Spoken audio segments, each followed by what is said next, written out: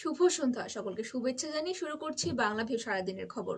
Studio থেকে এই মুহূর্তে সরাসরি যুক্ত হয়েছি আমি শ্রাবণী তালুকদার। এই অনুষ্ঠানের মাধ্যমে আমরা আপনাদেরকে জানিয়ে দেওয়ার চেষ্টা করি সারাদিনে ঘটে যাওয়া কিছু গুরুত্বপূর্ণ খবর সংক্ষিপ্ত রূপে। চলুন জেনে নেওয়া যাক আজ সারাদিনের কিছু গুরুত্বপূর্ণ খবর। মৌলভীবাজারের কুলাউড়ায় ঝুলন্ত অবস্থায় বিনয় সূত্রধর নামে এক 24 বছর বয়সের যুবকের মরদেহ উদ্ধার করেছে পুলিশ।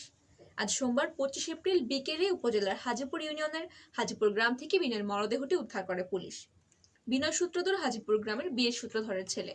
স্থানীয় এবং পুলিশ সূত্রে জানা যায় বিনয় সূত্রধর পেশায় কাঠমিস্ত্রি ছিলেন। তিনি কিছুদিন যাবৎ মানসিকভাবে বিপর্যস্ত ছিলেন। সোমবার সকালে পরিবারের সদস্যদের অজান্তে নিজ ঘরে গলায় ফাঁস দিয়ে আত্মহত্যা করেন তিনি। পরে পরিবারের সদস্যরা পুলিশকে খবর দিয়ে ঘটনাস্থলে গিয়ে পুলিশ বিনয়ের মরদেহ উদ্ধার করে থানায় নিয়ে যায়।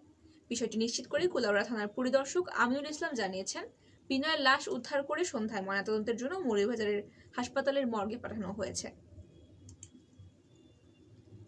ঢাকা টাঙ্গাইল মহাসড়কের কাজ বাকি রেখে গাজীপুরের নাওরোজ কালিয়াকৈরের শফিপুর বাজার এলাকার দুটি উড়াল সড়ক খুলে দেওয়া হয়েছে। আজ সোমবার বেলা 2টার দিকে একযোগে উড়াল সড়কের দুটি যানবাহন চলাচলের জন্য উন্মুক্ত করে দেওয়া হয়। গত 2 বছর করোনার কারণে ঈদে খুব বেশি মানুষ বাড়িমুখী হননি। এবার করোনার প্রকোপ কিছুটা কম থাকায় বিপুল সংখ্যক মানুষ পরিবার পরিজন নিয়ে ঈদ উদযাপন করতে গ্রামের বাড়িতে যাবেন বলে ধারণা করা হচ্ছে। ঈদের ছুটি শুরু হলে মানুষের সবচেয়ে বেশি ভোগান্তিতে পড়েন সড়ক পথে। এবারও সেই আশঙ্কায় আছেন ঘরমুখী মানুষ। ঈদযাত্রা ভোগান্তিহীন করতে সম্ভাব্য সব উদ্যোগ নেওয়া হচ্ছে সরকারের পক্ষ থেকে। এরই অংশ হিসেবে উড়াল সড়ক দুটি খোলার উদ্যোগ নেওয়া হয়। সরেজমিনে দেখা যায় উড়াল সড়ক দুটির সংযোগ সড়ক নির্মাণ হলেও সেখানে কার্পেটিং করা হয়নি। লাইটিং সহ বেশ কিছু কাজ এখনো বাকি। এসব কাজ শেষ হতে আরো প্রায় 2 মাস লেগে যাবে বলে ধারণা করা হচ্ছে। কিন্তু এর মধ্যেই শুরু হতে যাচ্ছে ঈদ যাত্রা। এই সময় যাতে যানজট না হয় সেই চিন্তা করে যানবাহন চলাচলের জন্য সড়ক দুইটি উন্মুক্ত করে দেওয়া হয়েছে। নাটোরের সিংড়ায় বিদ্যুৎস্পৃষ্ট হয়ে সাগর হোসেন নামের এক কিশোরের মৃত্যু হয়েছে। সোমবার সকাল 10টায় এই ঘটনাটি ঘটেছে। নিহত সাগর হোসেন রামানন্দ খাজুরা ইউনিয়নের বিন গ্রামের মোহাম্মদ ওমর চান হোসেনের ছেলে। স্থানীয়রা জানান, উপজেলার ইটলি ইউনিয়নের খোলাবাড়ি গ্রামের সায়াব আলীর হাঁসের খামারে কাজ করত সাগর হোসেন। সোমবার সকাল 10টার দিকে এই খামারে দুর্ঘটনাটি ঘটে এবং ঘটনাস্থলে মারা যান সাগর। ময়মনসিংহের তারাকান্দায় 8 কোটি 14 লাখ টাকার কোবরা সাপের বিষ সহ 5 জনকে গ্রেফতার করেছে র্যাব। র্যাবের ওয়ারেন্ট অফিসার সানোয়ার বাদী হয়ে তারাকান্দা থানায় মামলা দায়ের করেছেন এবং সোমবার দুপুরে আসামিদেরকে আদালতে পাঠানো হয়েছে। এর আগে গত রবিবার তাদেরকে আটক করা হয়। এই সময় তাদের কাছ থেকে 8 কোটি 14 লাখ টাকার মূল্যের 1 কেজি 592 গ্রাম কোবরা সাপের বিষ উদ্ধার করা হয়। র্যাব জানায়, মাদক বিরোধী অভিযান পরিচালনাকালে র্যাব জানতে পারে রবিবার দুপুরে তারাকান্দা উপজেলার টিউকান্দা চৌরাস্তার জালাল অ্যান্ড সন্স নামক একটি দোকানে অবৈধভাবে আমদানিকৃত কোবরা সাপের বিষ বেচা কেনা হচ্ছে। পরে অভিযান চালিয়ে তাদের হাতে নাতে ধরা হয়। তারাকান্দা থানার ওসি আব্দুল খায়ের জানিয়েছেন, আসামিদের ইতোমধ্যে আদালতের মাধ্যমে জেল হাজতে পাঠানো হয়েছে। কৃষকদের প্রতি কেজি আলু উৎপাদনে খরচ হয়েছে 11 থেকে 13 টাকা।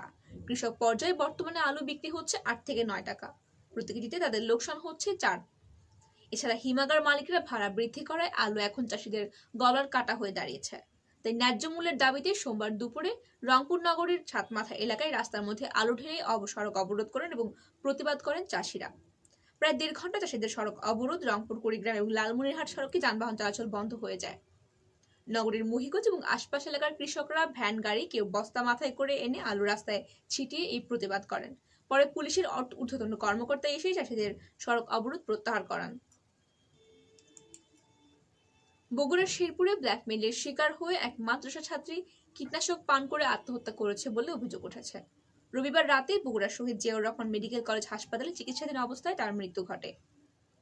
মৃত ছাত্রী উপজেলার খামারকান্দি ইউনিয়নের খামারকান্দি গ্রামের আবু হানিফের মেয়ে।